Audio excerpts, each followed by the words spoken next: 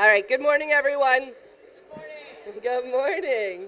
Breakfast is going to be put out in just a second. Thank you all for joining us this morning. Welcome to the 2021 Mayor's Breakfast. I'm Margaret Perot, the President and CEO of the Batavia Chamber. Thanks for coming out this morning. First of all, I'd like to thank Mayor Schielke for taking the time to present to us this morning. I look forward to hearing all the extraordinary insights you have about the past and our exciting future. Before we begin, I would like to recognize this morning's overall event sponsor, Northwestern Medicine. Terry Siemens, Northwestern Medicine Rehabilitation Services Sales and Marketing Representative, is here to talk to us this morning.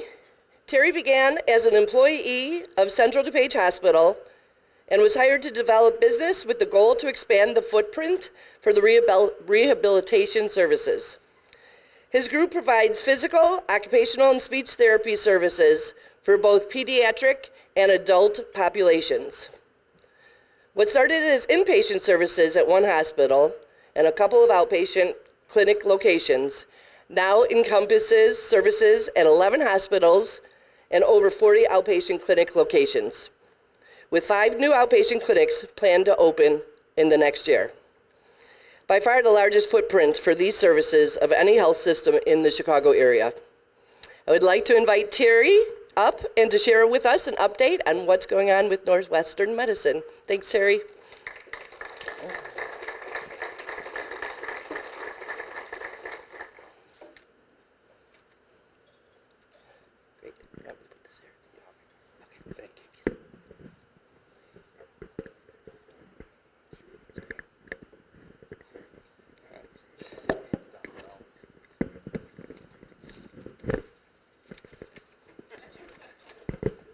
There we go.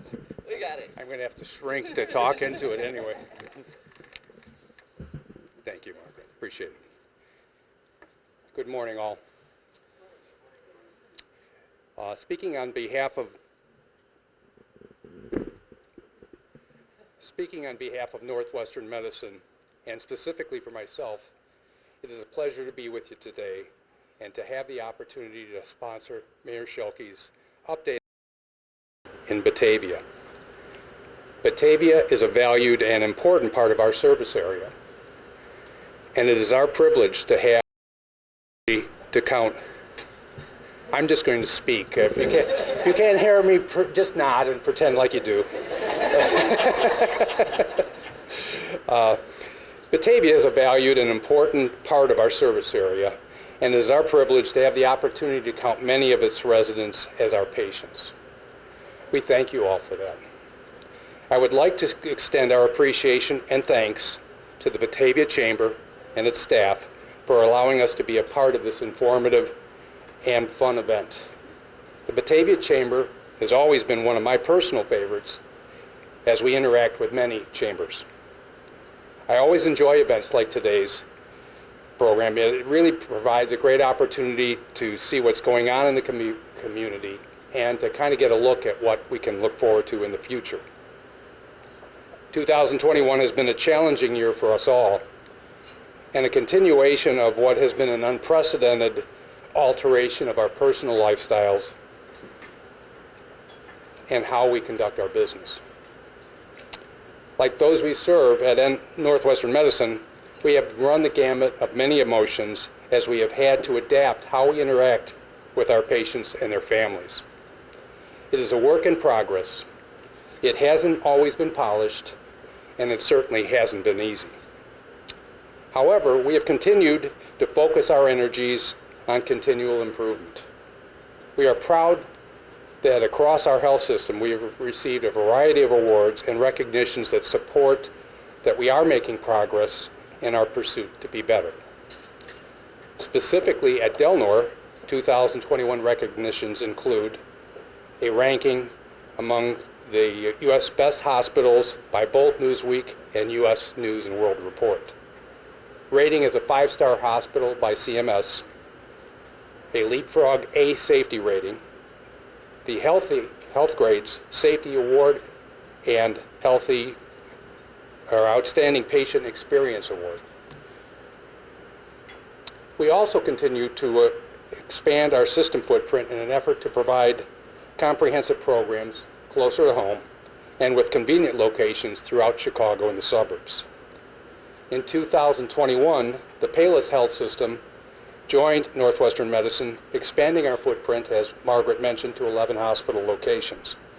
Payless also added several additional ambulatory care centers and facilities in the south and southwest suburbs. As a shameless plug for my own service lines, we have a number of new locations under construction, as Margaret mentioned, and we opened a new location right here in Batavia in January of 2021. We've been busy since day one here, and again, we're very grateful. I would like to close my remarks by again expressing our thanks to the residents of Batavia and surrounding communities for your support and the continuing opportunity to serve your family's healthcare needs. We are committed to continuing to raise the bar to increase the high-quality services you can receive close to home, and believe quality healthcare will be one of the many reasons that people find Batavia a great place to live and raise a family. Thank you.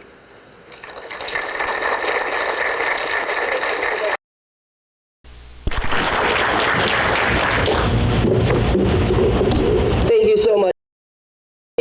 We appreciate all you do for our community. Northwestern Medicine is a Chairman Circle member, an enhanced member of the Batavia Chamber that chooses to invest in our community at the highest level to demonstrate their support. Please notice the list of all 10 of the Chairman Circle members highlighted on our Chairman Circle member banner.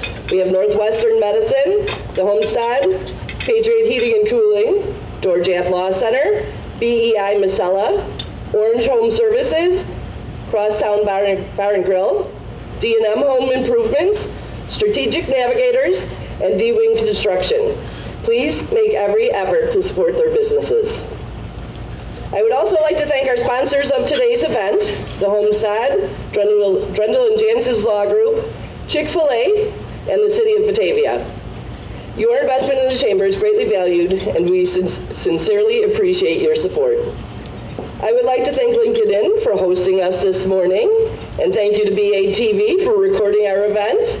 It will be available to be watched on YouTube or on their channel early next week, in case you want to see it again. A quick reminder to silence all cell phones and remember that you are in person and not on mute. I want to thank all of you who are able to join us this morning. We have many esteemed representatives in attendance that I would like to mention and give special honor to. Please hold all applause till the end. The members of the Batavia Chamber's Board of Directors, Jen Brenz, Transformative Growth, Jessica McGrail, Dollar & Cents Bookkeeping, George Gladys, Folkman Insurance, Amanda Slayer, The Homestead, Nick Neindorf, Edward Jones, Christopher Rooney, Waste Management, Phil Bukowski, Two Roads Lending, Mary Marconi Popeil, Special Occasions, Donna Bucco, Swaytech Law Group, Sam Bell, Clean Pest Solutions, and Jamie Sam, Bulldog Plumbing and Local Connect. Thank you all for your time and expertise and commitment to our organization.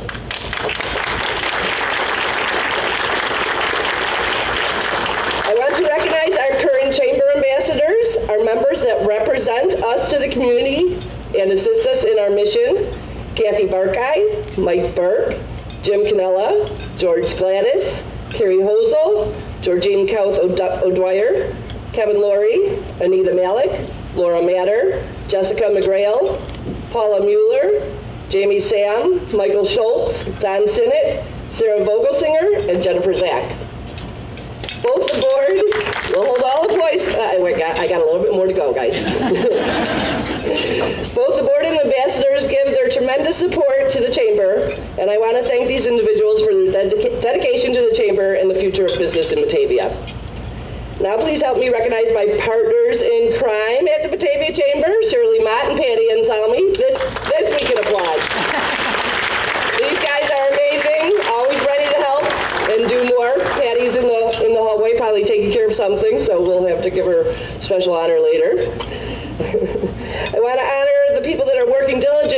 solve some of the most difficult problems facing our town. These upstanding servants deserve recognition and our gratitude.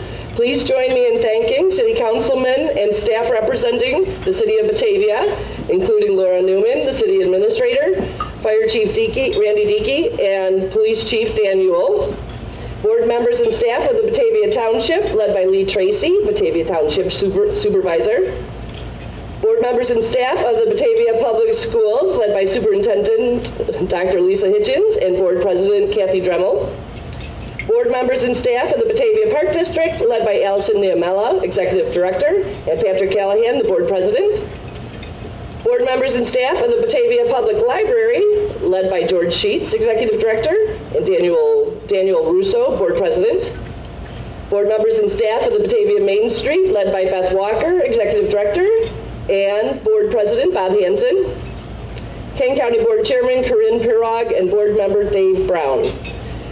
Thank you all for your dedication and partnership with the Batavia Chamber of Commerce.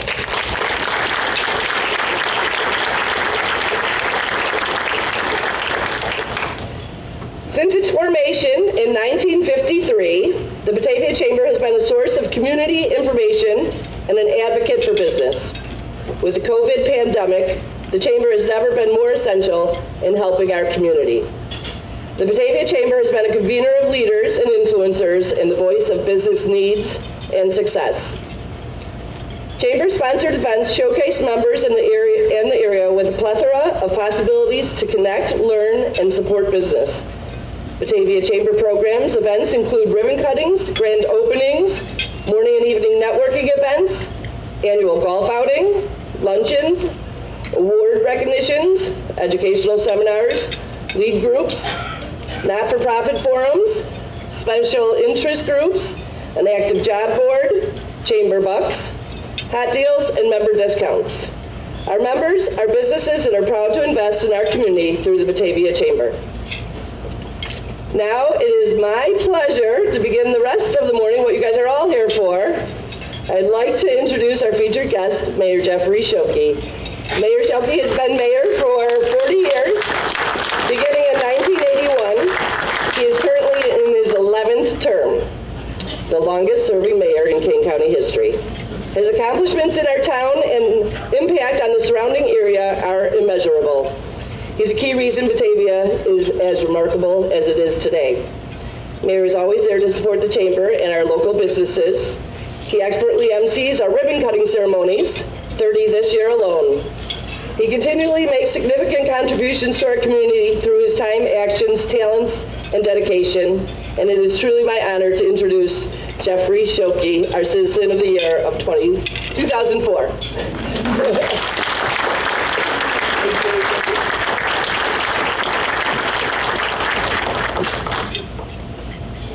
Well, as it's already been said, I have the honor of having served now in my 41st year as the mayor of Batavia. And needless to say, I've seen a lot of things come and go, and a lot of things really go in the right way.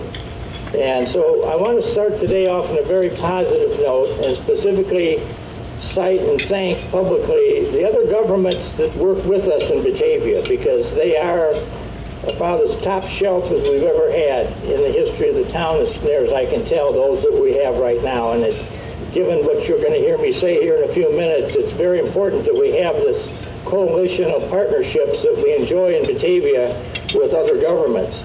And certainly starting out with the Batavia School District under Dr. Hitchens' fabulous cooperation and understanding, and the product that they produce and the image that they create for our community is certainly a driving source in the real estate market. It sells a lot of houses in Batavia because people want to move in here because of the Batavia school system.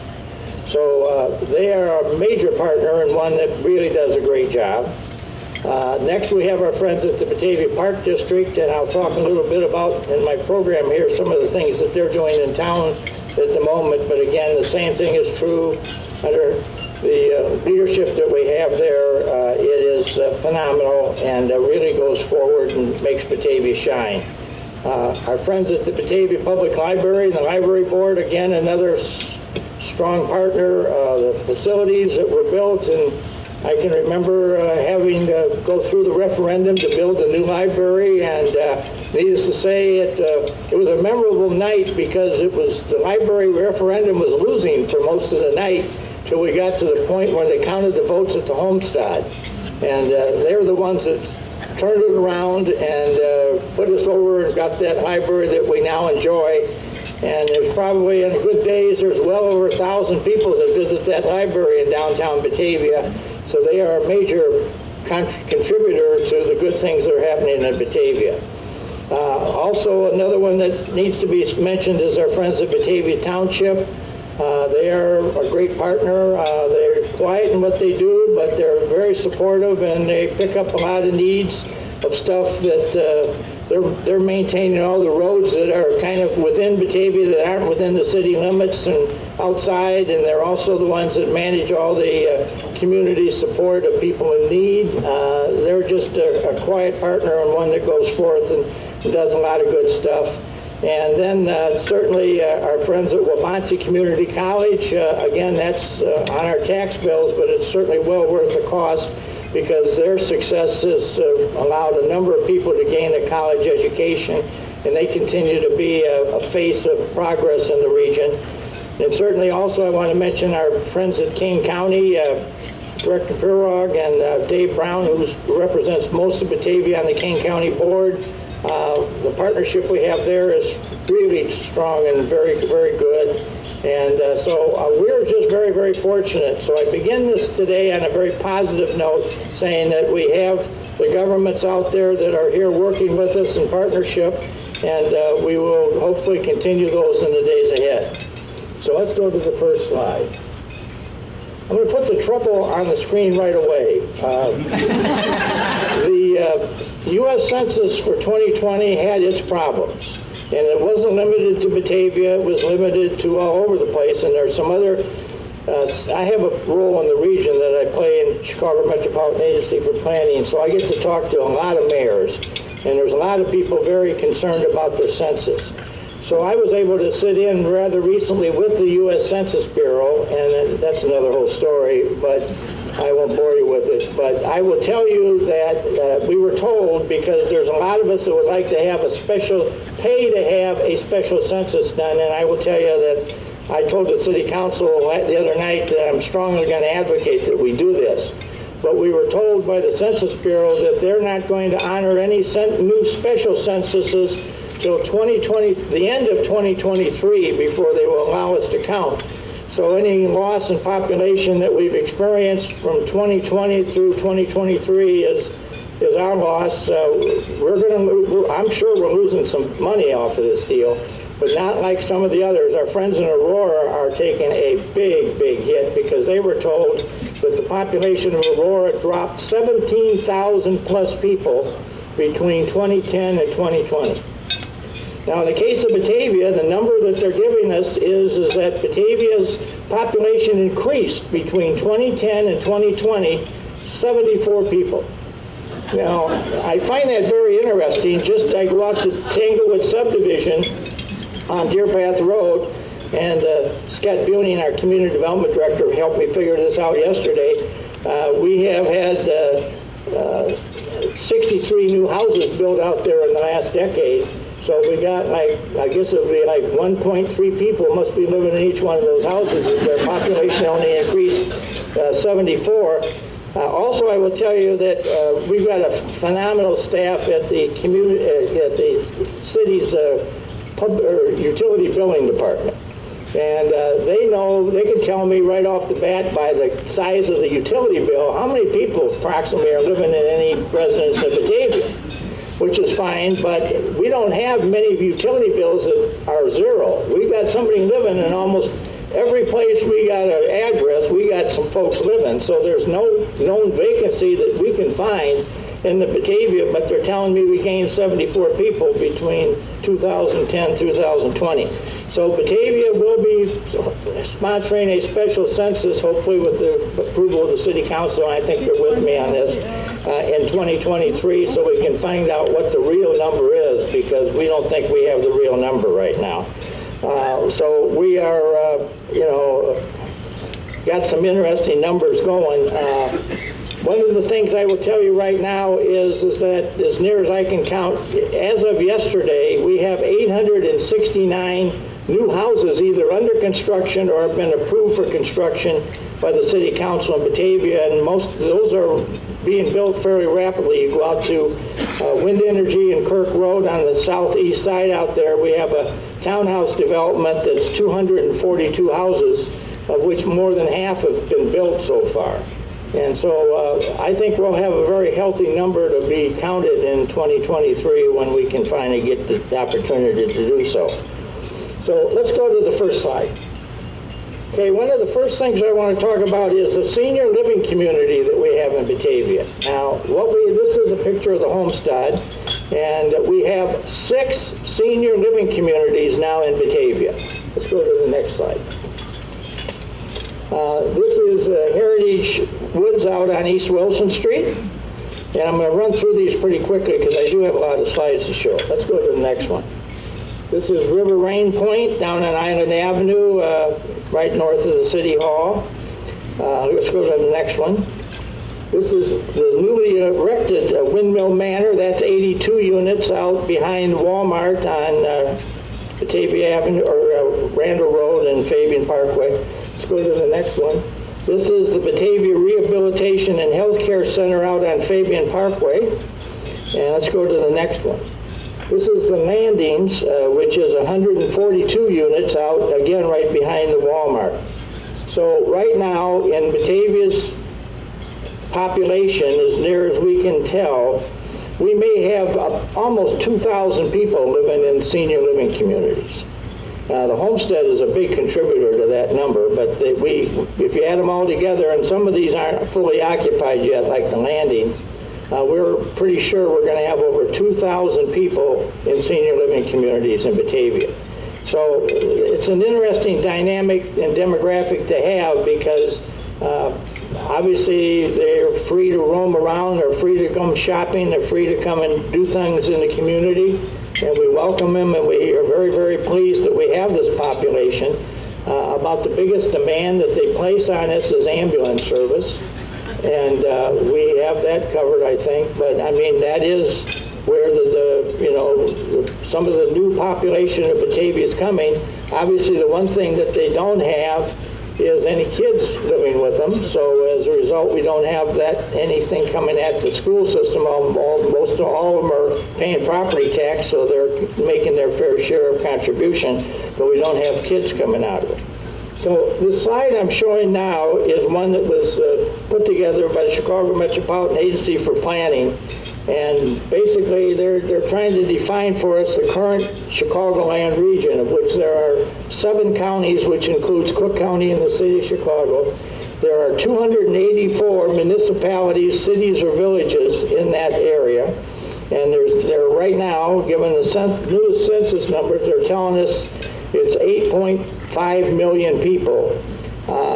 There's some other numbers I've seen from previous censuses that were nearer to 9 million, so they're trying to tell us that there's been some significant loss of population. Most of that is taking place down in the south suburbs of the region, and that there are 29,980 miles of highway and roads to be maintained in the region. So I've talked to some other folks over the years who tell me that if you're a commercial advertiser and you're looking to get your word out in the Chicagoland area, that they consider the Chicagoland area starts up at north of Milwaukee at Port Washington, Wisconsin, comes down, includes the city of Milwaukee, comes down around the lake, and goes into northwest Indiana and goes over to South Bend to the time change where it goes from Eastern to Central time zone. And in that area, they're saying that there's about 12.5 million people.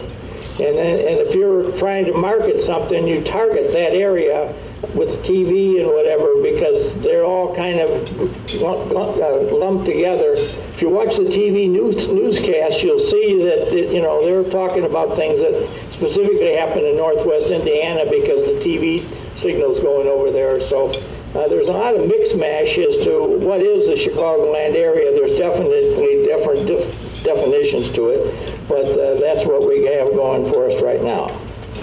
Okay, let's go to the next slide. Okay, this is Menards homes out at Wind Energy and Kirk Road, and when that's completed, there'll be 242 houses to be built out there. They're all townhouses. I've been told by some of our neighboring folks at Fermilab that some of the foreign countries are interested in buying a couple of these because then they can move visitors from their country in and out of Batavia, and they'll have a place for them to live, and it'll be kind of a transitional population. But there's 18 acres of ground at the front end of this thing, right at Wind Energy and Kirk, that has been zoned for commercial development. Now, we don't have anything yet, but immediately to the south of this is our neighbor, the city of Aurora, and the Savannah subdivision is right on the south end of this thing. So it sits there. So I know we have a large population of kids that live in the city of Aurora that go to the Batavia school system because we're dealing with the old school boundaries down there that go way back. So the Batavia School District boundaries go down to the toll road. And anything north of that comes to Batavia, including the taxes that come out of the outlet mall. And our friends in the city of Aurora right now are in some very interesting discussions, of which I'm not part of, but I know them, so they share with me. And one of the things that's going on is potentially moving the casino from downtown Aurora out to Wind Energy, or not Wind Energy, Kirk Road and Filter out there where they just tore down the hotels. And so that may or may not happen yet. I don't know if they've made a final decision about that, but they've got that kind of going on, which would be some nice additional new tax revenue to the Batavia School District. Okay, let's go to the next slide. Okay, this is the infamous Campana Plant up on North Batavia Avenue at Fabian Parkway. And as you may remember, we went through, the city council went through a long, laborious battle about the redevelopment of this property a year and a half ago. And at the end of the day, it was turned down. And they wanted to bring in some government subsidized housing into the project. And there was a lot of issues about it. It wasn't so much opposition from Batavia residents as it was residents from Geneva who didn't want this there. So if you were to say to me, what's going to happen here, I will tell you probably the one thing that I think is going to happen is that the Kane County Highway Department is trying to acquire 60 feet of the right-of-way on this property along Fabian Parkway because they needed to straighten out that intersection we have up there at Fabian and Batavia Avenue, which is one of the leading accident intersections in the region. And I know they're actively trying to put this together. They're doing some temporary repairs there at the moment. You've seen some stuff changing up there, but they really want to kind of reconfigure the whole intersection. They've shared with us some of their ideas about this is the Kane County Highway Department. One disclaimer I want to make here is that intersection is not under the control of the city of Batavia. That is controlled by the Kane County Highway Department and the Illinois Department of Transportation. So they have total direction as to what they do or don't want to do at that particular location, but that's part of the Batavia situation. So let's go to the next one. Okay, this is the former site. If the old timers in the room, this was where Furnace Electric used to stand. It's now been referred to as the Siemens Property. This one is probably one I would describe this as one of the great mysteries of Batavia at the moment. Because I stand here as your mayor, and I don't know at the end of the day who owns what up there. There's some old family ownerships that I believe are still present on the site, and I had one of them recently show up at my office with a picture showing their grandfather signing a lease in 1949 with Bill Listman, who was then president of Furnace Electric, for a 100-year period of time. So if that's true, there's something kicking around on that property to 2049. So I'm not sure what they can and cannot sell or what's going on here. We have put the Campana and this particular property at the wise counsel of our community development department, city council has put a mixed use zoning category on this thing, which means that nobody does nothing on this property till they come back and meet with the city staff, number one. And then secondly, it goes before the plan commission, and we have some hearings, and then we have to have the city council vote on it. So there's plenty of people with their hand on this deal before it goes any place, any time further. So if I was to make a prediction with you right now, I would tell you don't look for anything to happen here of any significance real quick. I've had some people come into my office and say, gee, I'd like to buy this and turn it into a multi-high-density apartment complex. And I told them, well, I don't think you're going to get support from me from that. I know the neighborhood up there would have a lot of concerns about that. So we shall see what we shall see, but that's there the way it is. Let's go to the next one. On a more positive note, we are very, very pleased with the Boardwalk Shops that are down at River and Wilson. I've had several mayors call me and ask if they could come down and have me walk them through them. And I just had the mayor of Algonquin down here the other day to look at it.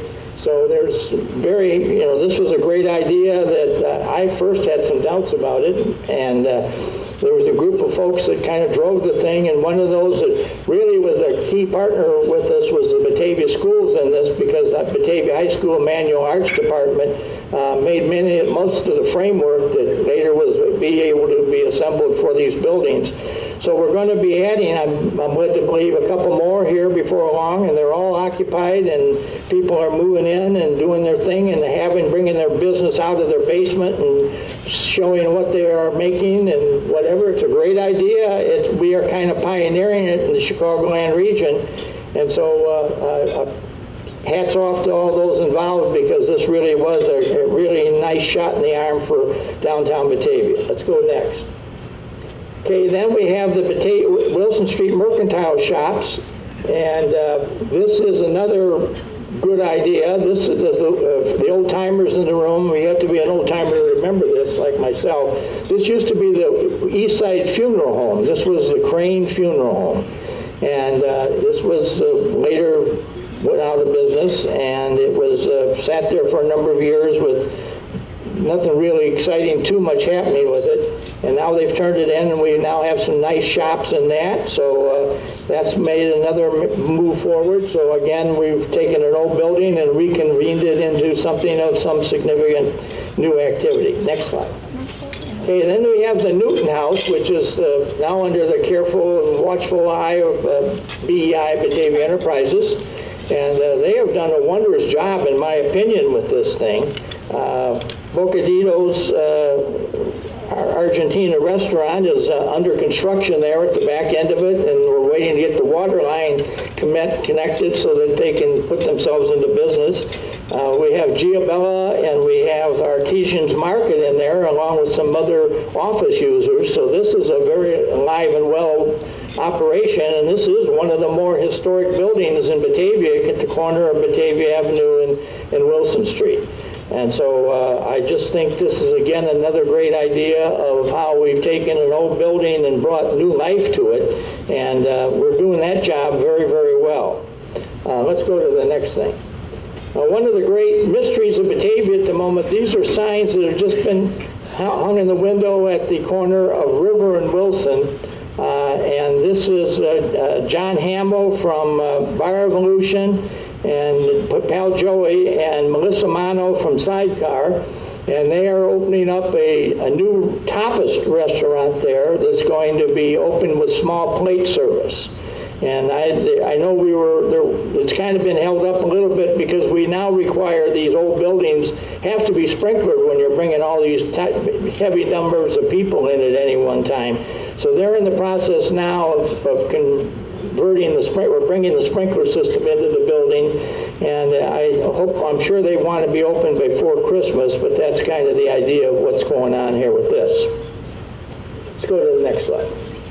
Okay, now we have a new idea in Batavia. Now we have business on wheels, and this is Team Fib out in the parking lot at Menards, and this is owned by a couple of nice young Batavia boys, and they are doing a barbecue restaurant out there, and it's right there in the parking lot. And if you go out there on Saturday or Sunday mornings, they got lines, standing in line, waiting to get themselves in the door. So they're doing quite a good business, but it's mobile. We've never had a kind of a permanent mobile business like this before in Batavia, but it's a new idea, and we're trying it. So I'm very proud of the fact that Batavia is pioneering all these new ideas and stuff. Let's go to the next slide. Okay, in the world of barbecue, we also have Doc Watson's Smokehouse, which is in the old Smashburger location at Fabian Parkway and Randall Road. And this was an existing business that was started many years ago by the current owner's grandfather. And it was originally down in Romeoville, and they still have their original location on Weber Road in Romeoville, just south of 355. But he came up to see me one day, and he says, I think this would be a good area to have barbecue. And he was very interested in the Batavia senior citizen population. How many senior citizens did we have in Batavia? And I said, well, we got the 6 living units, and he could figure out that this location was real near a whole bunch of those senior citizens. So he thought that this would, and from what he tells me, he's very happy he moved in there, and the only problem he's had is finding help, because he can't be open every day because he can't find the help to run the business, which is a common issue right now. Okay, let's go to the next one. So this is Aquaviva down at Water and Houston Street, and this has been a restaurant of several different configurations in the last 40 years. It was once called the Firehouse, and they had a fire engine sitting in the middle of the floor, and then it was eventually bought by other people with other ideas. And the current owners of this are talking to the city about trying to expand this building and going up with it. I'm not sure how that all works, but they're having some people work on some stuff. And as you know, they recently put in a nice patio all the way around the front of it. So they're in business. So I think we'll see some more activity in this one in the near future. Next slide. Okay, one of the big questions in Batavia is what's happening to Randall 16 or 15 or whatever number we now have it. Interestingly, this has been bought by a movie chain called Emergent Entertainment out of Troy, Michigan. We got a name. They've transferred all the utility bills to themselves, and they're paying their bills. And so Shannon, our community development retail person, has been talking to them on the phone with some regularity. And they're telling her now that their plan is to come into Batavia after the first of this year and turn this thing into a moving operation. Now, they've already done one of these, and they've come into the Chicagoland area, and they went down to Frankfort, Illinois, and they bought the old Mariano's grocery store, which they took out of business. And they went in, and I know the folks in Frankfort from the city, they're friends of mine. And they were telling me that these folks came in there and they took the floor out of the Mariano's restaurant and made a pitch on it so you could put theater seats in it. And then they subdivided the Mariano's into, I don't know, 3 or 4 different spaces. And I had the opportunity to talk very briefly to these folks. And they've got some interesting ideas. I'm pretty sure we're going to see some type of a restaurant in this thing. And maybe we're also going to see a liquor license being requested. And then they're going to provide service to people in the theaters. When you're sitting there, they'll stop the theater in the middle, the movie in the middle of it for a few minutes, and they'll come in and clean off trays or give you new refreshments or whatever you want. I know they're also maybe looking to take 1 or 2 of the theaters and make them into party spaces, specifically things like if you're going to have a 50th wedding anniversary celebration and you got a bunch of friends coming, you could take maybe the movie that was made of you at your wedding, and you can put that into some kind of a CD, and when you go into your party at this place, they'll have it up on the screen and you can watch that or you can, and then they'll have food service and whatever have you. So they've got some innovative ideas. So I don't think this is going to be the traditional movie theater that was there before with 16, 15 screens and a different movie on every one. They've also mentioned about there's a real interesting thing going on in America where they take some of the famous movies of the past, and for like $1 a person or whatever, they'll sell you, you know, watch Spencer Tracy or some of the old actors in these movies from the 50s and the 60s, and they'll have nights where they'll show old movies. So they've got some innovative ideas, and we'll see what we get there. But I just wanted to share with you what's going on. Next slide. Okay, down at River and Wilson, we've got 6 Plus Cypress, which moved into the old Crane furniture store. That was the same guy that owned the Crane funeral home that I just talked about. And he had a partner by the name of Eric Swan, and their logo on the front of the building used to be Crane and Swan, let these birds feather your nest, because they were selling furniture inside.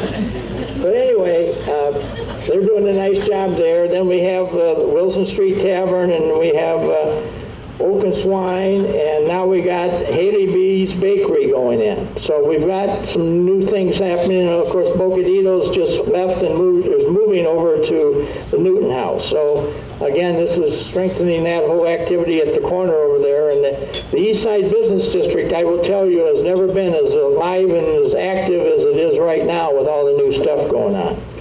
Okay, let's go to the next slide. All right, this is the back end of the old, I'll call it the old Kluber Architect office, and that one's just been to the City Council, and they've asked for a liquor license on this because they're going to open up a brewery in this, and also are indicating that they may be serving some food. And so one of the conversations we're currently having with them is they want to build a balcony off the back of the building, which will have the bike trail underneath it, and then you'll have people sitting up on the river off the back end of the building.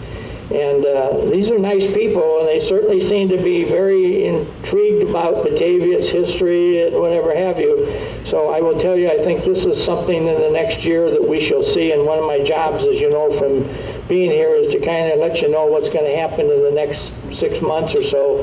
This is probably one of the things you're going to see quite a bit of activity around. Let's go to the next slide. One of the things, I went through the last couple of slides for the last couple of years that we've done this, and one place that I have not talked about previously was Briars Restaurant, which is right there at the corner of Island and Wilson. They're only open for breakfast and lunch, but they seem to have a very good business, and so we're pleased to have them. Let's go to the next slide. Then we have up the center at the north end across from the City Hall, we have the Windmill Grill and Pizzeria, which opened this past year. And the gal that runs that, Zimmy, is the daughter of a gentleman who owns a restaurant in Springfield called the Springfield Char House.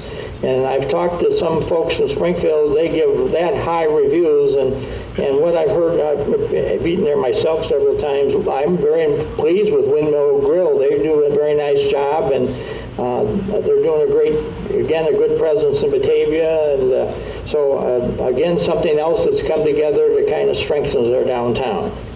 Okay, let's go to the next picture. Okay, this is one of the parts of the building here behind the bike shop and where Panera used to be. This is now Fernandos Kitchen. This is Freddie Martinez, and he is he does a lot of catering, but I guess he's going to potentially open this up for having some folks come in and eat with him. It's right on Water Street there, right off of Wilson, and we had some interesting conversations at the city with Panera when they were looking to do something. They wanted to put a drive-through window in on that property, and BEI and all of us worked with them for some length of time, and they just couldn't make it work because the way that car would have to come in off of First Street, and then when it pulled up to the back of the building, it would be on the the window would be on the passenger side, not the driver's side. So then we even looked at trying to put it onto Water Street, But that didn't work. Their attorney didn't like that they had a drive-through window sitting out in the middle of a public street, and they were going to get into some problems over that, so they ended up moving out on us. And again, with Batavia Enterprises owning it, I have full confidence that they'll come up with another good user for that. But that's kind of what happened there. Okay, let's go to the next one. So I was just talking with George Sheets before we began. We have a new cafe that's just opened up yesterday, I believe you said it was, called the Flyleaf Cafe. And this is a new owner. It's at the library in the coffee shop that you come in the door.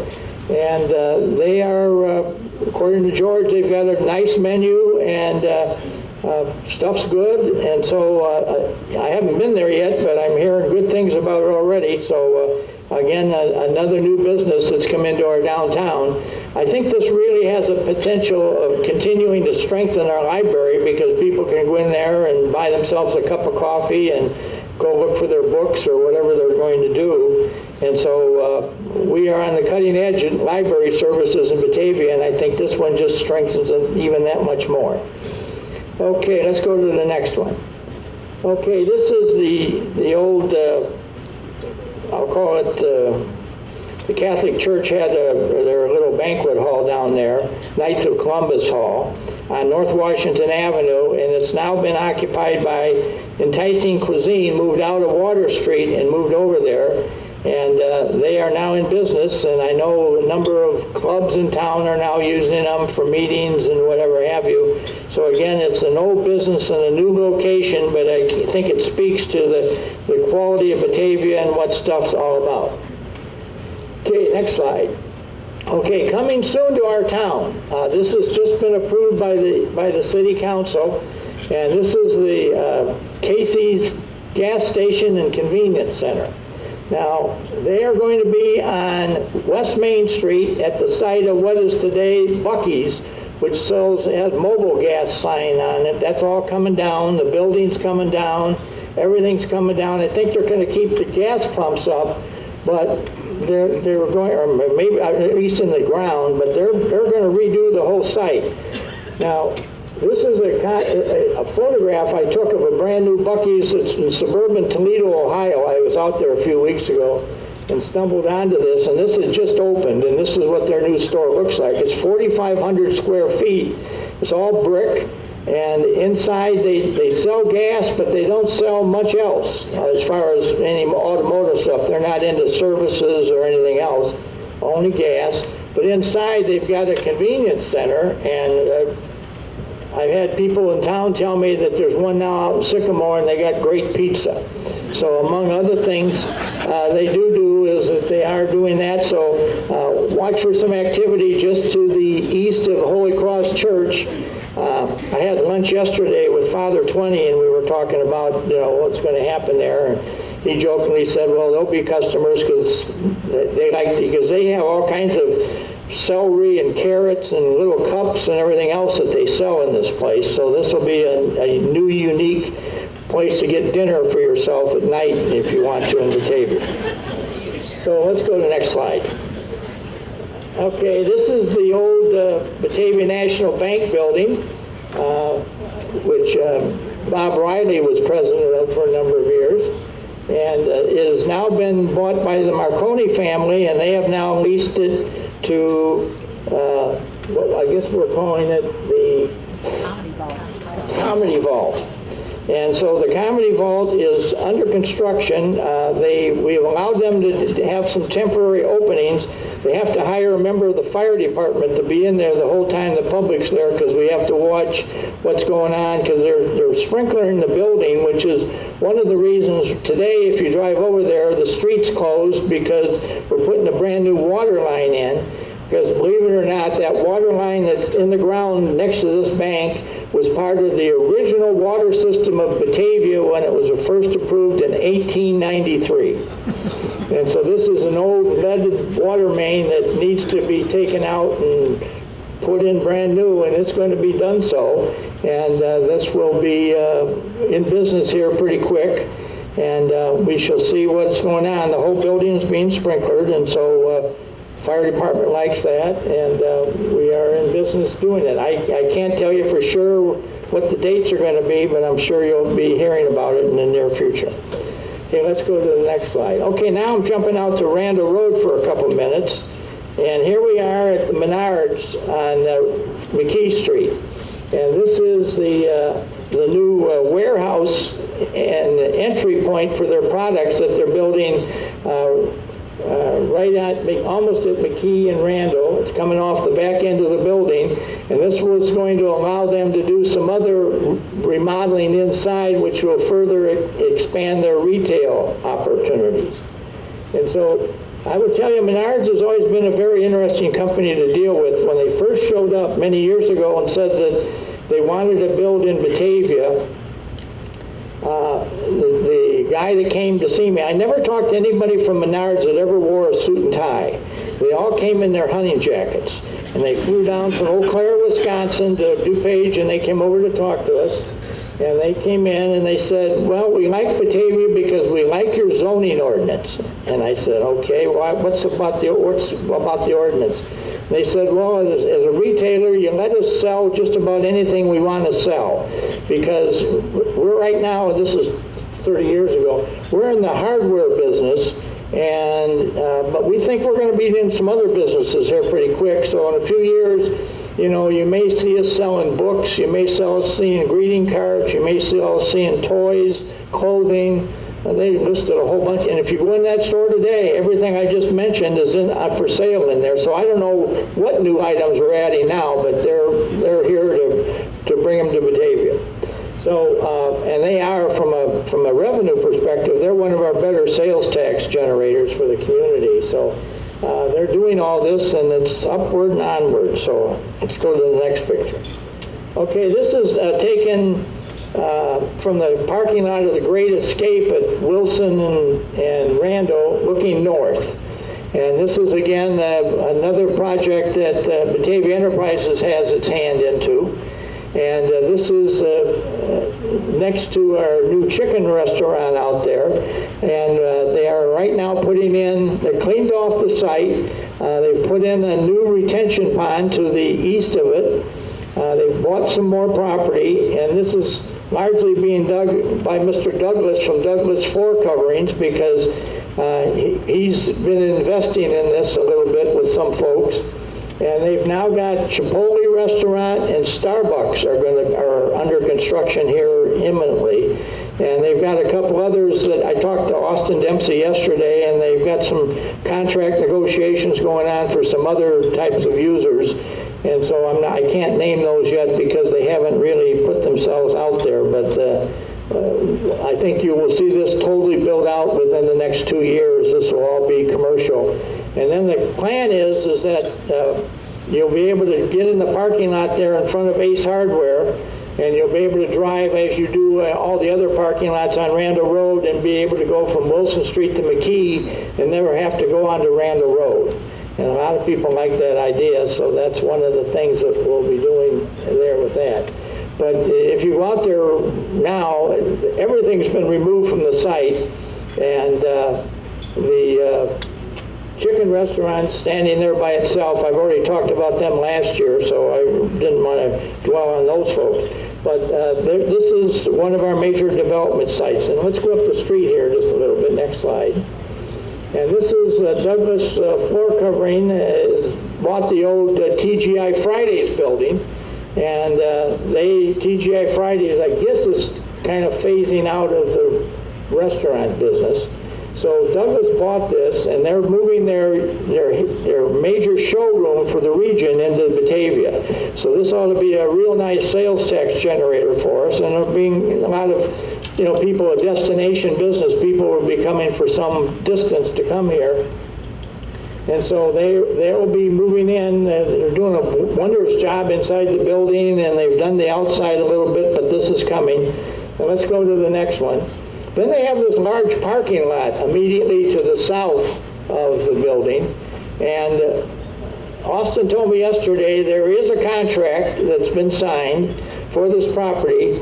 And I guess all I want to say at this moment is, because Austin said he'd rather have a sure thing than right now they could back out of the contract if they wanted to, and we don't want to do this. This is going to be another restaurant that's going to be built on this location. And this is a restaurant that I think a lot of people in Batavia will be very pleased to see. I don't want to name names, I'm not trying to be funny with you. It's just that right at the moment we're not wanting to broadcast it too loudly till there'll be an announcement hopefully in the next few days, and I think there'll be a lot of folks that will be very, very pleased that this is coming to our community. So that's a little mystery that I'll leave you with as far as my talk today. Okay, let's go out to the industrial park for a moment. We have about 4 buildings out there right now, and Scott and I were trying to figure yesterday how many more square feet of new industrial space that right now is under construction in Batavia, and we think it's around 350,000, give or take 1,000 or 2. This is a building that's being built by Northern Builders out on Pearson, and this is 207,000 square feet.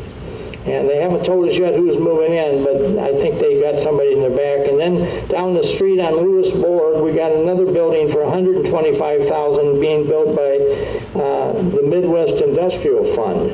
And we've got a couple others with smaller amounts of square footage out there. But again, our industrial base in Batavia is pretty strong. Kind of the only thing wrong with it is at the north end of it, because of the 1850s school district boundaries that were drawn, some of this stuff is in the Geneva School District. And the city of Batavia is a major contributor to the Geneva School District in a very positive way, in that, like the situation that we have going with ourselves down in Aurora, this is now in Geneva, so there's about half of the industrial park out there on Kirk Road that you see. When you get to the Aldi building, I think the school district boundary goes right through the middle of that complex. So there was some degree agreement that they kind of split the assessments or something there for a while as far as how it all comes about. But that's there, and so that's going to be a lot more new jobs and other types of situations. So we're going to be doing pretty good there, I think. Let's go to the next picture.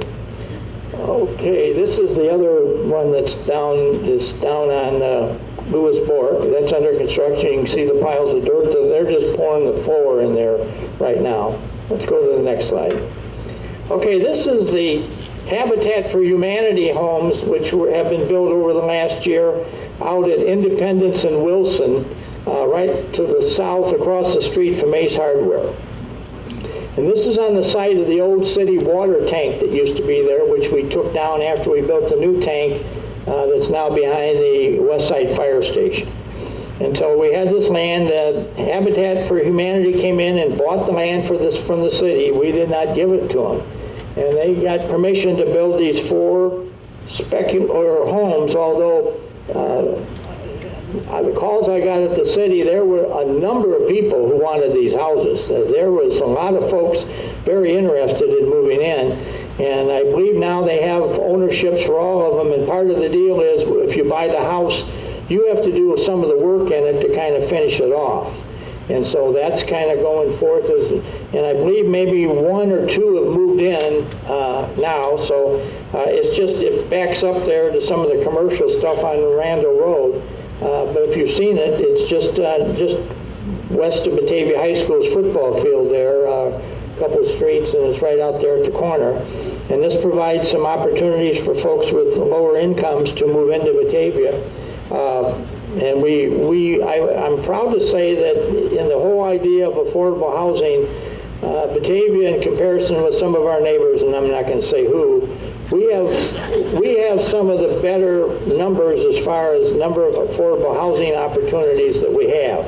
And our real estate market, while it's growing and the values are increasing, we do have some housing that is available for people of lower incomes. And specifically, we've enacted in Batavia under our home rule powers a thing called crime-free housing.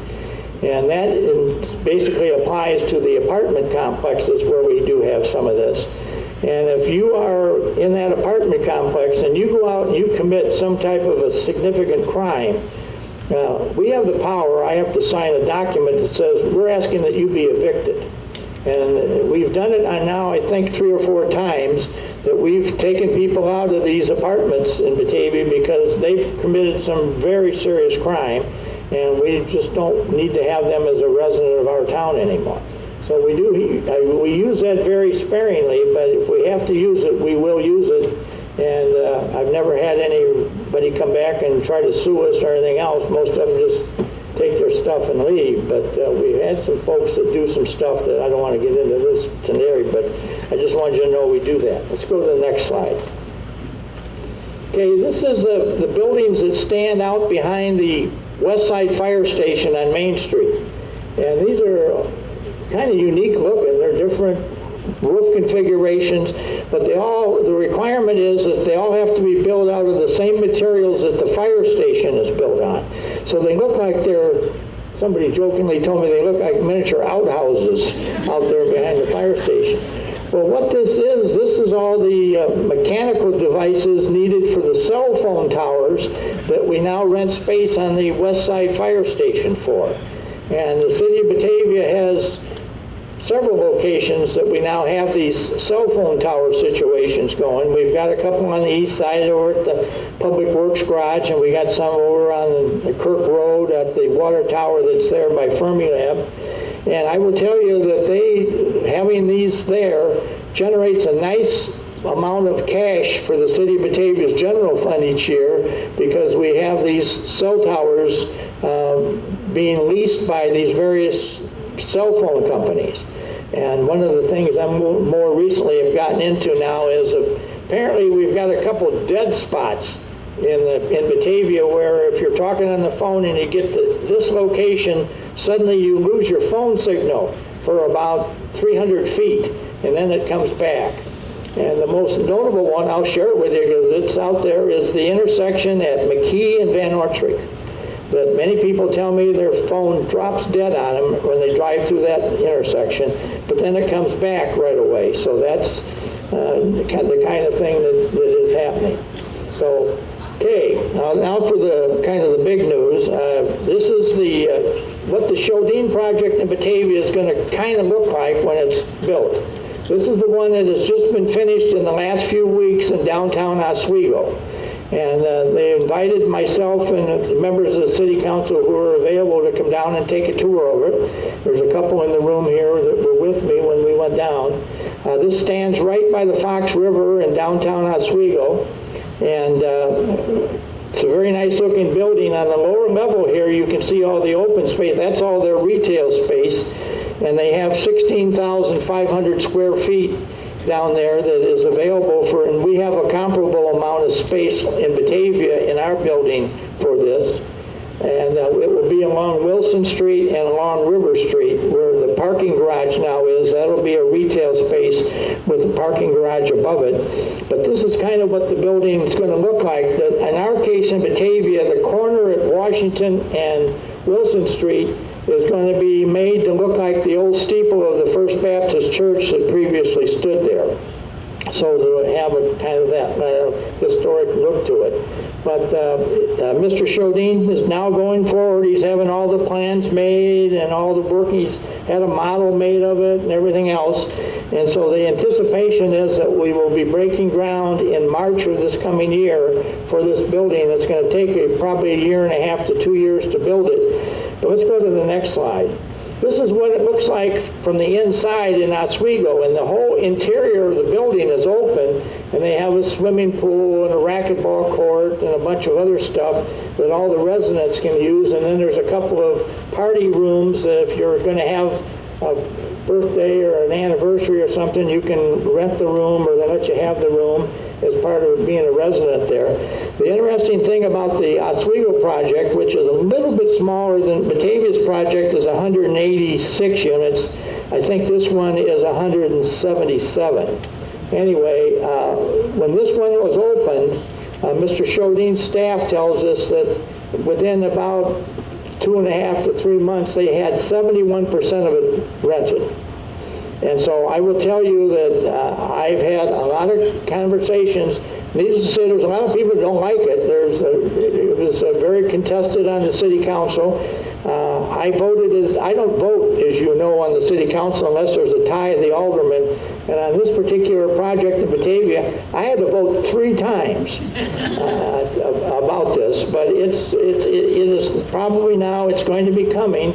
And I will tell you, I've been trying to keep track of them. I think right now I've got 14 incumbent Batavia people that tell me they're waiting for it to get built. They've already put in their inquiry because they want to move in. They want to be in downtown. They want to be walkable. They like the idea it's all sprinklered. Some folks are the folks that like to go to Florida or Arizona for 2 or 3 months in the winter, so they figure, I'll just move in, live there, come turn the lights off in November, go to Florida, come back for Christmas with the family, and then go back, and I can stay here anytime I want to, and it's all sprinklered, and it's all secure, and the whole bit. So it's very attractive. So I think we're going to have some very nice people relocating in Batavia into this location, along with some other folks that I've had several calls of people that say, well, my parents live in Toledo, Ohio, and I think that they want to move here to be near their grandchildren. When's this going to be done? They want to put their house up for sale and come to Batavia. So there's all those kind of conversations going on. So I think you're going to see this. Let's go to the next slide. This shows you one of the interiors of what this looks like in Oswego. This is really quality stuff. I mean, this is all kinds of really nice cabinets and countertops and flooring and the whole bit. So it is a project that is, I think, something that we're going to be very, very proud of. Okay, let's go to the next slide. All right, another project that's kind of looming in downtown, and here again I'm going to be a little bit mysterious with you. This is the old Batavia Bank, not Batavia Bank, the Chase Bank at Batavia Avenue and Main Street. I have a brain block there for a moment. This has been purchased, I guess, by Batavia Enterprises. And Austin told me yesterday he may have a tenant moving into this building for a short period of time. And then the plan is eventually to maybe build something else on this property, because they own most of the block there now, except for some parts up on the north end. And they got some housing ideas with retail combination. And so if you were to ask me to predict in Batavia whether there's going to be more things happening, I would tell you that corner probably is going to be one. And because Batavia Enterprises owns it, and they have a great record of doing what they say they're going to do in a good way, that I am confident that this will be a nice piece of progress for Batavia in the days ahead. Go to the next one. Okay, this is the old Shumway Foundry property down on South Shumway Avenue, across the street from our water treatment plant. This is going to be, I think, another similar type of situation. Again, it's owned by Batavia Enterprises. And Austin told me yesterday this is kind of his priority piece right now. This is where he wants to get something going. And one of the things they want to do is some living units down there that specifically can take advantage of the Fox River and the views that are afforded from this location of the river. And maybe a restaurant on the lower level that would have those views of the river, et cetera, et cetera. So this is all still in the preliminary. I'm not saying that's going to happen, but these are the types of things they're thinking about. But I think you will be hearing and reading in the paper here in the very near term that this will be before the City Council and Plan Commission here in the next few months, that we're going to be doing some stuff with this one. So we shall see what we shall see, but there's a lot of things still coming to downtown Batavia, probably more than ever before, and it's all good stuff. And I will tell you, as I serve as chairman of the Chicago Metropolitan Agency for Planning and Council of Mayors in downtown, and these 284 cities I talked about at the beginning, I get to know most of these guys and gals because we're the ones that control the federal transportation dollars coming into the region. So everybody likes to call and talk to me about their problem. And there's a lot of cities that don't have this same story that Batavia's had. I want to tell you, there's some that are almost near impulsion as far as going out of business. That they don't have any strength at all. Downtown is totally vacant. people are moving out. And in Batavia, we don't think we got any vacancies, and we got all kinds of people wanting to come in here now and do stuff. So kudos to our staff who has really helped to drive this, and kudos to our real estate community who is kind of our partner in spreading the word, because we are alive and well, probably as like never before as far as the downtown goes and the creative stuff that people want to kind of bring into our downtown. So let's go to the next picture. Okay, this is out on McKee Street. You may have all seen those two cell towers that stand out there in the field by themselves. They have been totally surrounded by annexation that's just been enacted by the City Council of Batavia, and we have approved this site, which is right to the west of Wolcott Lane and the townhouses that are there on Trent and Wolcott, for 163 single-family homes. So that will be coming into Batavia, and Pulte Homes is doing it, and they're going to have a large park site on it, and it will also have a little bridge going across the Brayburn Marsh there at the north end so that they can connect the Cambridge subdivision to get them access to Mill Street. So there's a lot of different moving parts out there in that one, but again, this is something that you will be probably seeing some dirt work going on out there in the spring, because they're going to want to put the streets in and whatever have you in that location. Next slide. Okay, this is right next to the landings.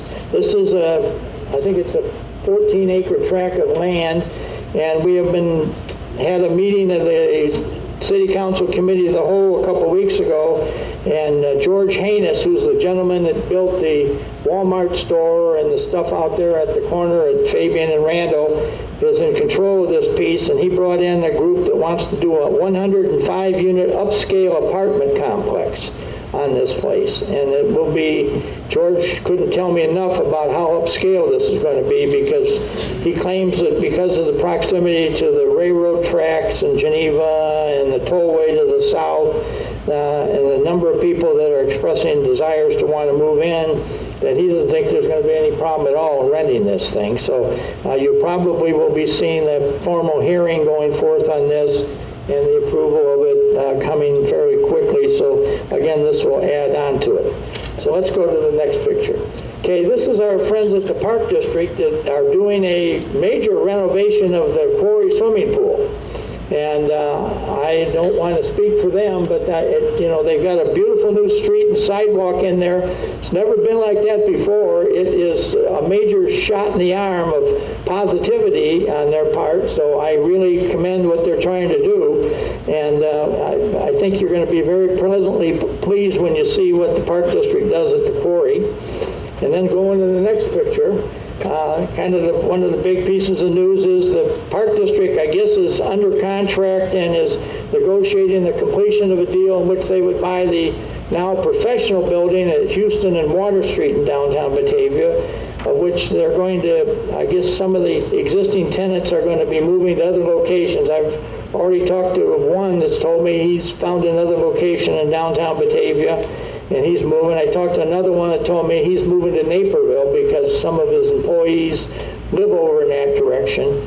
But anyway, I'm not here to spread rumors, but they are going to go in. They're going to have to spend some significant reinvestment in the property, because to make it handicapped accessible, they're going to have to put in an elevator and some other stuff in the building.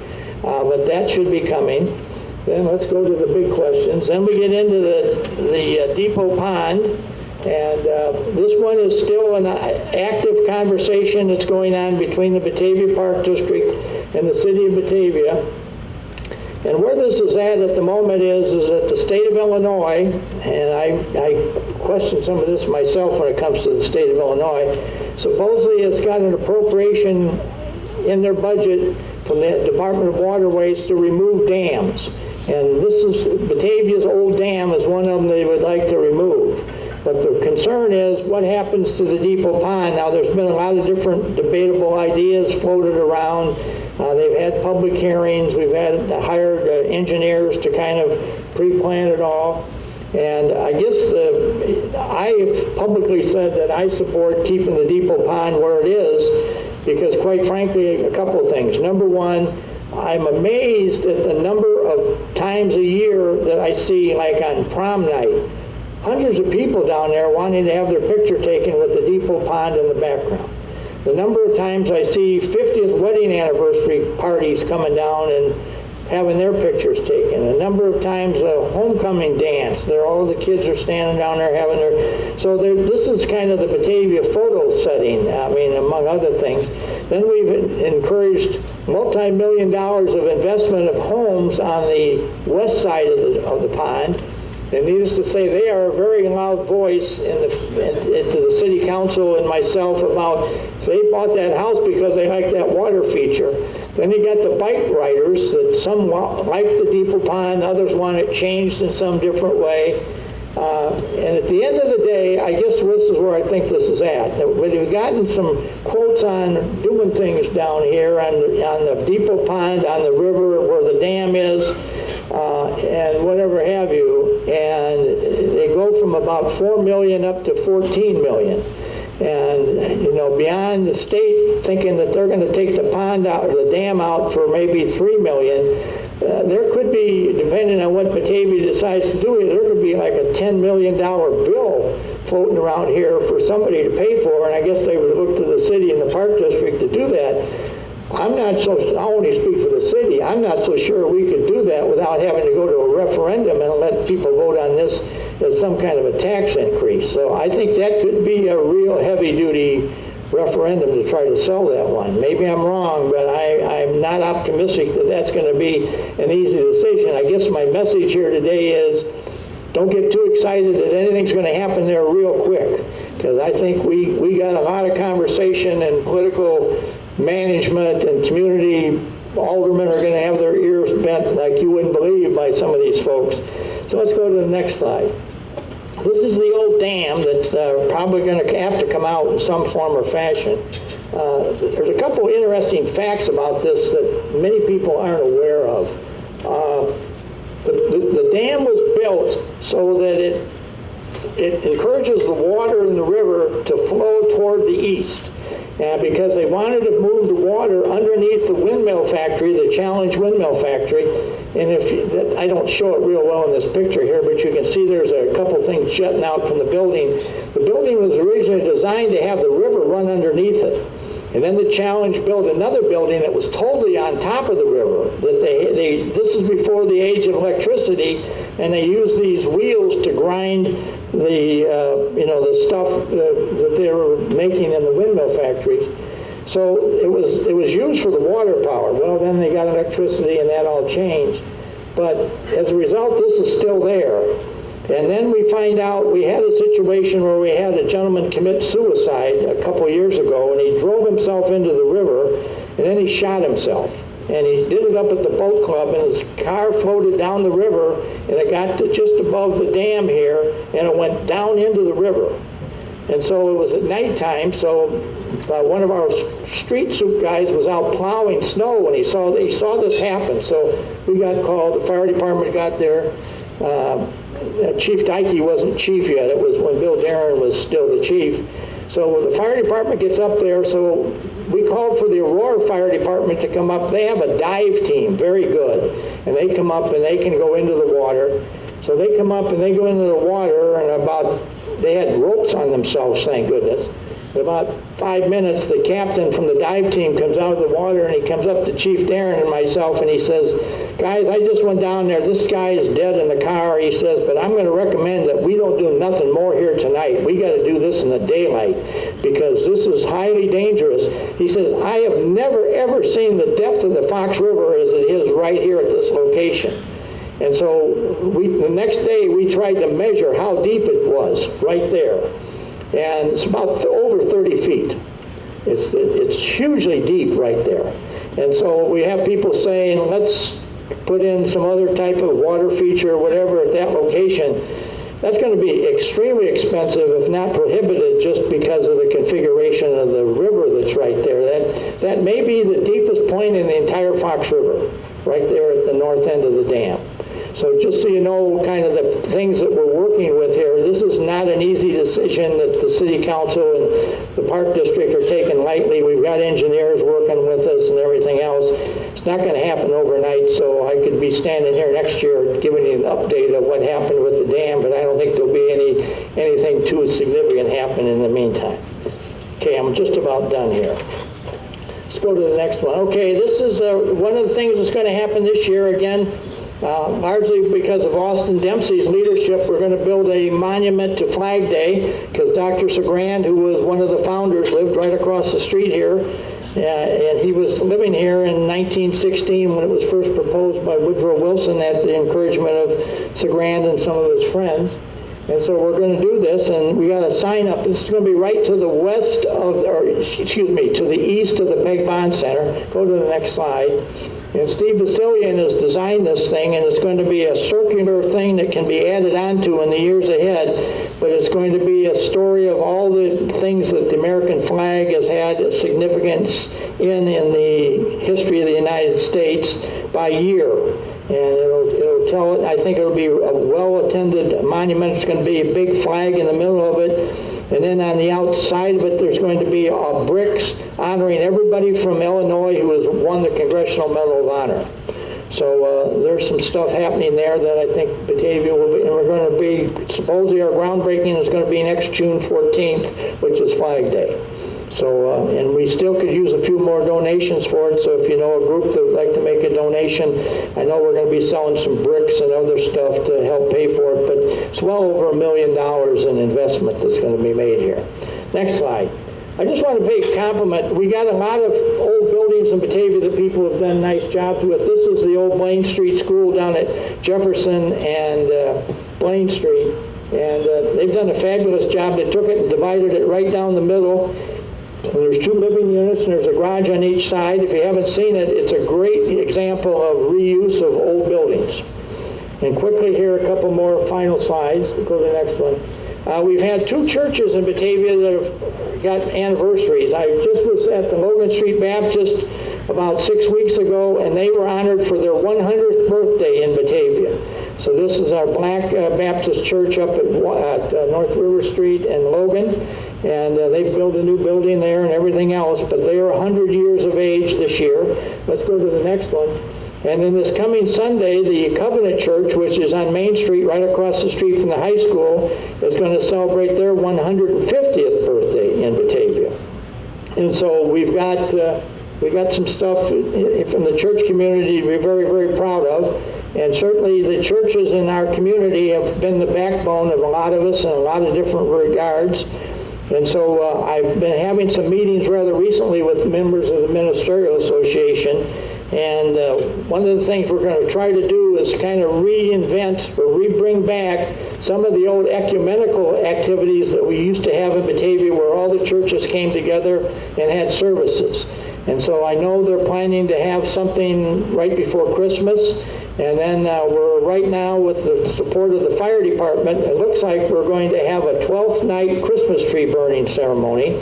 And we're going to do that. Chief Dikey wants to, rightfully so, curtail the number of trees we're going to burn, but he's going to bring the men and the truck and the hose, so we're going to do it on the site of the old Baptist church before Shodine starts construction, because I thought that would be a nice sentimental, kind of transfer over of the property from one use to the other. And if we burn a hole in the grass over there, it's going to get tore up in a few weeks after that anyway. So, but we're going to do that. I think it's going to be January 6th is the 12th night of Christmas, and the Ministerial Association is going to do a small ceremony with that. So I guess I heard that officially yesterday that they've agreed to do that with us. So we're going to kind of put that one out there, and we'll be talking more about that in the future. Let's go to the last slide. I took this one yesterday down on Union Avenue, and you can see Bellevue in the background there. And I just wanted to make mention, got a guy by the name of Don Skoglund who has bought Bellevue and is doing a phenomenal job of restoring the building. Just fabulous, the money and investments he's doing in there and bringing back this building that has significant national history, sitting right at 333 South Jefferson Street in Batavia. But I wanted to focus was the beauty of the trees on Union Avenue, because they are really at high blossom at the moment and all turning. I asked our city arborist, Frank Sopp, yesterday, how many trees did he think we had in Batavia? He said, well, there was no way of knowing, but he was pretty sure he would be safe in saying that we have over 30,000 trees in Batavia, because for many years after the Dutch elm disease, we went on a real planning thing, and for many years we've had a requirement in that when you build a new house, you have to plant a tree with it. And there's all kinds of people with stories now about the tree they planted, but this is one of the most forested communities in the Chicagoland area, and it's something, the biggest problem we have is when all the leaves come down in the next few weeks that we're going to have to run around and pick all those up. But at the same time, we got a beautiful town right now, and I encourage you to all go out and enjoy it. I'm about 4 minutes late. I'm supposed to be done at 9, so thank you all. And if you got any questions, I'm around. You know where to find me anytime. And again, thanks to Margaret and the Chamber for a great job of putting this all together. I'm always happy to come and give you the latest update. And if you got any comments, criticisms, whatever, I'll be here for a couple minutes. Thank you.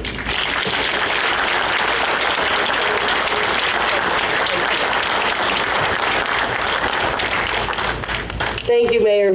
Amazing. You have so much positivity and good information to share with us, and we really appreciate it.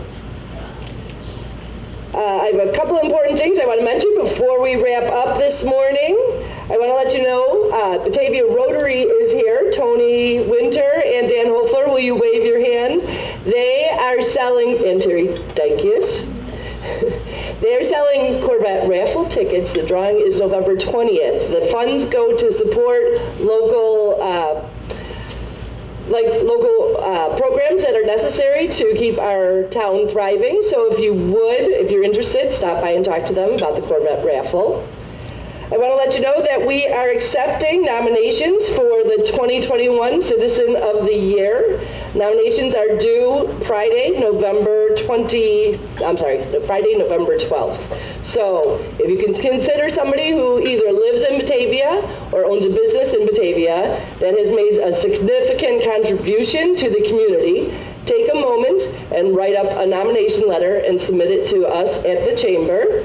We will announce the winner following the Thanksgiving holiday.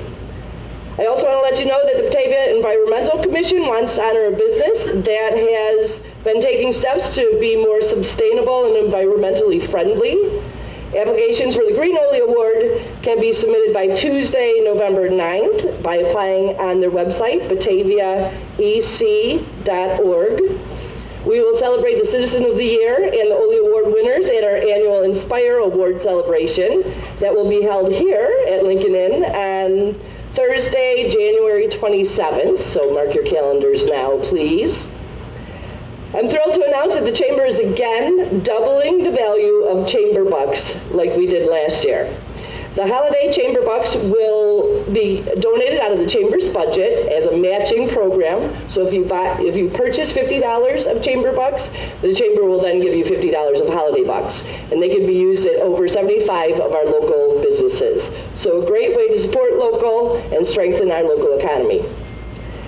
People in our community need our help. Each year, the Batavia Women in Business Committee collects items and funds for the Batavia Toy Access Drive and Batavia United Way's Adopt a Family. If you can, please drop off new and unopened toys and gift cards at the Batavia Chamber office. 3 events I want to mention to make sure they get on your calendar. We do monthly networking the third Wednesday of every month.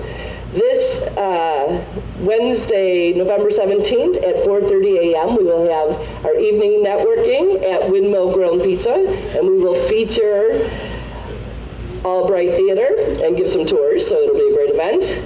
Our morning networking, all of you that are available in the morning, like all of you, come join us at our Batavia Chamber Breakfast Club. That's at November 10th at Comfort Inn and Suites at 7:30 a.m. And our lovely Batavia Women in Business Holiday Luncheon will be at Enticing Cuisine on Tuesday, December 14th. The Chamber is here for you, and we need you to be here for us. We want to hear from you, and we pledge to do everything in our power to make your business and our community more successful. Reach out to us and let us know what we can do for you. I would like to wrap up this terrific morning. Thank you all so much for being here today. Mayor serves as a role model for compassion and service and always striving to make Batavia a better place. I encourage you all to get involved in our community. Volunteer and participate in making Batavia a great place. Teamwork makes the dream work. Yay.